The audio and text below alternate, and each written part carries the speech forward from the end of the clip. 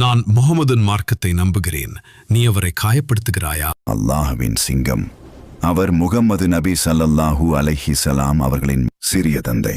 வலிமையான போராளி, திறமையான குதிரை வீரர், எதற்கும் அஞ்சாத துணிச்சலானவர். ஒரு நாள் நபிகள் நாயகம் காபாவைச் சுற்றி வந்து கொண்டிருந்தார்கள். அப்போது மெக்காவின் காஃபிர்களின் தலைவரான அபு ஜஹல் அவர்களை அணுகினான். அவன் நபியை கேலி செய்து காயப்படுத்தினான். ஆனால் நபிகள் நாயகம் அமைதியாக இருந்தார்கள். அப்போது ஹம்சா ரலியல்லாஹு அன்ஹு முஸ்லிமாகவில்லை. ஆனால் அவர் அந்த செய்தியை கேட்டதும் கோபம் கொதித்தது. அவர் நேராக காபாவிற்கு விரைந்தார். அபு ஜஹலை கண்டதும் அவர் கடுமையாக எதிர்கொண்டார். பின்னர் முழக்கமிட்டார், நான் முஹம்மதின் மார்க்கத்தை நம்புகிறேன், நீ அவரை காயப்படுத்துகிறாயா? அந்த ஒரு வாக்கியம் அங்கிருந்தவர்களை அதிர்ச்சியில் ஆழ்த்தியது. அபு ஜஹல் அதிர்ச்சியடைந்தான். ஹம்சா திரும்பிச் சென்றார்.